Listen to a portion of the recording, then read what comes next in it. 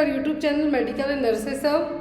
तो हम बात कर रहे हैं उत्तर प्रदेश में 17,000 से भी ज़्यादा वैकेंसी निकली हैं, इसके फॉर्म फिलअप हो रहे हैं। तो बहुत सारे लोगों के डाउट्स हैं कि जो भी लोग फॉर्म फिलअप करने वाले हैं तो उनके लिए जो पढ़ना है या फिर आपका पेपर का पैटर्न है वो क्या आएगा, वो सब चीज़ें आपके डाउट यहाँ पे क्लियर करने के लिए वीडियो आपके लिए बनाया गया है।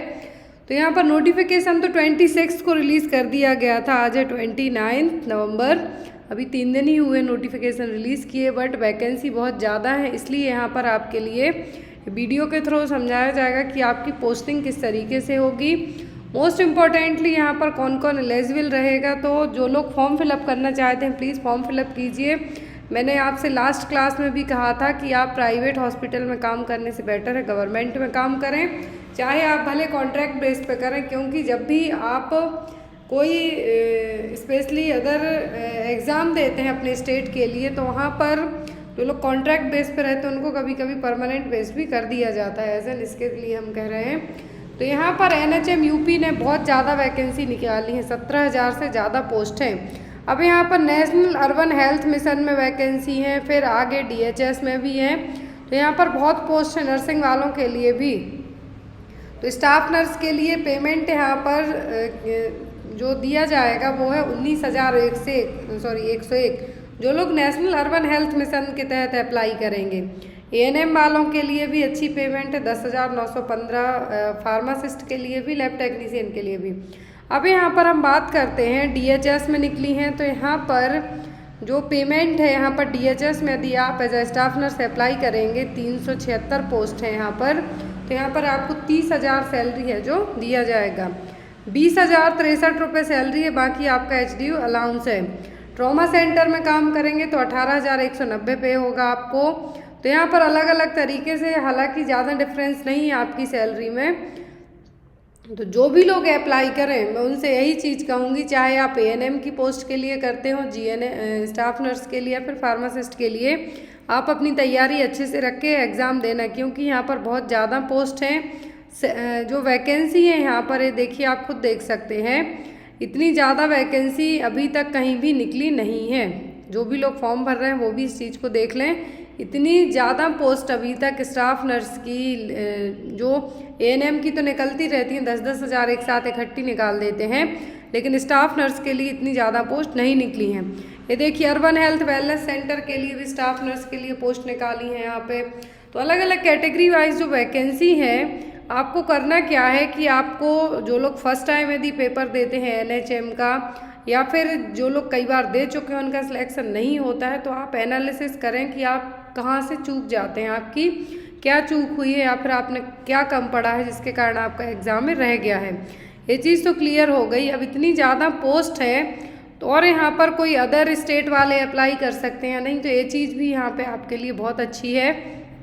यहाँ पे इन्होंने कहा है कि जो फीमेल कैंडिडेट हैं या फिर जो अदर कैटेगरी के लोग फॉर्म फिलअप करते हैं, तो यहाँ पर आपको अपने सभी डॉक्यूमेंट्स वैलिड लगाने, अदरवाइज आपके फॉर्म रिजेक्ट हो जाएंगे। तो ये तो सब जगह की क्या है पॉलिसी रहती है। यहाँ पर आपको रिजर्वेशन मिलेगा जो यूपी के रहने वाले हैं, डोमिसाइल यूपी का है आपका। जो डोमिसाइल का मतलब यदि आपके पास वहीं का मूल निवास प्रमाण पत्र है, आप वहीं के रहने वाले हैं, तो यूपी वालों के लिए क्या मिलेगा, इसका रिजर्वेशन मिलेगा, पूरा फ़ायदा मिलेगा। अब यहाँ पर की तो ऑनलाइन ही फॉर्म फिलअप हो रहे हैं। पूरी वैकेंसी डिस्ट्रिक्ट वाइज है, ये चीज़ भी आपको क्लियर करके रखना है। पूरी वैकेंसी उत्तर प्रदेश के जितने भी डिस्ट्रिक्ट हैं वहाँ के वाइज है, वहीं पर आपकी पोस्टिंग होगी। 27 तारीख से फॉर्म फिलअप स्टार्ट हो गए हैं दोपहर से। 12 दिसंबर 2022 को रात के 11:55 तक ही फॉर्म फिलअप होंगे। तो लास्ट डेट का वेट ना करें, क्योंकि अभी लोग यदि कम फॉर्म फिलअप कर रहे होंगे तो वेबसाइट पर भी ज़्यादा रस नहीं होगा और आपका फॉर्म है जो इजीली फिलअप हो जाएगा। अब यहाँ पर जिन लोगों ने कोविड में काम किया है तो उनको फ़ायदा मिलने वाला है। जिन्होंने कोविड के टाइम पे काम किया है हॉस्पिटल में, तो अपना कोविड वाला सर्टिफिकेट लगाएंगे तो उनको एडिशनल मार्क्स दिए जाएंगे। यहाँ पर ये देखिए, जिन्होंने 6 मंथ तक काम किया है एक्टिवली उनको 1.05%, जिन्होंने 1 साल तो 2.10%, और जिन्होंने 1 साल और 6 महीने काम किया है तो उनको 3.15%। तो जिन्होंने हॉस्पिटल में काम किया है उनके लिए बहुत फ़ायदेमंद रहेगा कोविड में स्पेशली। अब यहाँ पर CBT होना है आपका डायरेक्ट, यहाँ पे आपका सिलेक्शन नहीं है, कंप्यूटर बेस्ड टेस्ट होगा आपका। फिर यहाँ पे क्वालिफाइंग मार्क्स है जनरल EWS के लिए 33%, 100 में से यहाँ पर आपकी नेगेटिव मार्किंग नहीं है। जो लोग फॉर्म फिलअप कर रहे हैं वो एक चीज़ ध्यान से सुने, नेगेटिव मार्किंग यहाँ पे आपकी नहीं है। स्टाफ नर्स में GNM BSc नर्सिंग वाले अप्लाई कर सकते हैं। आपके पास यूपी का रजिस्ट्रेशन होना ज़रूरी है, यहाँ पे साफ साफ लिखा है कि आपके पास गवर्नमेंट ऑफ इंडिया जो रजिस्ट्रेशन है यूपी नर्सिंग काउंसिल का रजिस्ट्रेशन होना चाहिए। एज लिमिट है 18 से 40 साल। ANM वालों के पास ANM का डिप्लोमा होना चाहिए। फार्मासिस्ट वालों के पास, मतलब जो भी लोग अप्लाई कर रहे हैं आपके पास आपकी डिग्री डिप्लोमा होने के साथ साथ यूपी की रजिस्ट्रेशन कंपलसरी। एज लिमिट सभी में सेम है। फिर यहाँ पर सिलेक्शन प्रोसेस किस बेस पे होगी? सिलेक्शन प्रोसेस आपकी प्योरली कंप्यूटर बेस्ड टेस्ट पर डिपेंड करेगी। देन आफ्टर CBT के बाद आपके जो मेरिट आएगी, जो मार्क्स होंगे उसके बेस पर आपका DV होगा। देन आफ्टर आपका सिलेक्शन यहाँ पर कंफर्म होगा। टेस्ट सिटी की बात करें हम यहाँ पर, और आपको टेस्ट सिटी तो जब आप का जो एप्लीकेशन फॉर्म फिलअप करेंगे तो वहाँ पे आप सिलेक्ट कर सकते हैं कौन सी सिटी में है जो आप चाहते हैं।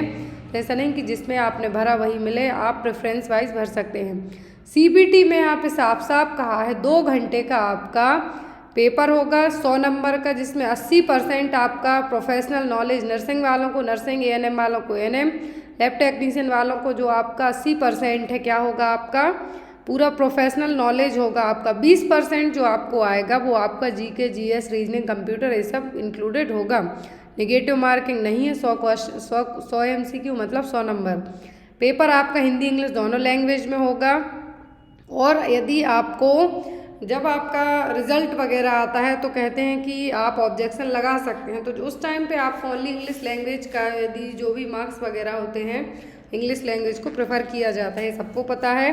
तो पेपर आपका हिंदी इंग्लिश दोनों लैंग्वेज में आएगा। फिर यहाँ पर जो भी लोग फॉर्म फिलअप करने के बाद आपका सिलेक्शन हो जाता है, शॉर्ट लिस्ट होते हैं, इन केस DV के लिए आप आते हैं तो यहाँ पर 1/3 रेशियो के हिसाब से वेटिंग लिस्ट है जो क्लियर की जाएगी। और भी आपके कोई डाउट हो तो जब आप पेपर देने जाएंगे आपको कोई TA DA नहीं मिलेगा, स्पेशली आपके आने जाने का। एज लिमिट अदर कैटेगरी के लिए यहाँ पर एज में रिलैक्सेशन दिया हुआ है। अब यहाँ पर आपका सिलेबस क्या होगा CBT के लिए, तो कैंडिडेट मस्ट रेफर एनेक्सर 5। चलिए हम इसको भी देखेंगे कि आपको क्या है जो सिलेबस आने वाला है आपके पेपर में। तो यहाँ पर ये एनेक्सर 3 हो गया। अब यहाँ पर ये देखिए कौन से स्टाफ नर्स के, ध्यान से देखिए, स्टाफ नर्स की पोस्ट के लिए यहाँ पे कहा है कौन से डिस्ट्रिक्ट में कितनी वैकेंसी हैं। NUHM के तहत जो अलग अलग हैं, यहाँ पर NUHM की बात हो रही है। NUHM में देखिए, NUHM के बाद यहाँ पे दूसरे स्टेट के दूसरे NUHM में ही LNT के लैब टेक्नीशियन के लिए कितनी है, ANM के लिए कितनी है, तो ये सब आपको देख लेना है। देन आफ्टर आपको फॉर्म फिलअप करना है। DHS में स्टाफ नर्स की पोस्ट कितनी है, क्योंकि यहाँ पर मैटरनल हेल्थ में, कम्युनिटी में, तो अलग अलग जो हेल्थ एंड वेलनेस सेंटर है सभी जगह की आपको एक बार चेक कर लेनी है। हम नेक्स्ट देखेंगे आपका सिलेबस क्या रहेगा, उसके अकॉर्डिंग आपकी क्लासेस चैनल पर भी करवाई जाएंगी। सभी क्लासेस आपकी फ्री होंगी। जो भी लोग PDF वगैरह लेना चाहते हैं तो PDF का चार्ज आपको पे करना पड़ेगा, बाकी और किसी अदर चीज़ का आपको पेमेंट नहीं करना होगा। क्लासेस फ्री हैं। नॉर्मलाइजेशन का सेम फार्मूला है जो अभी रिसेंट में MP में NHM का हेल्थ एंड वेलनेस सेंटर के लिए एग्ज़ाम हुआ था उसमें अपनाया था।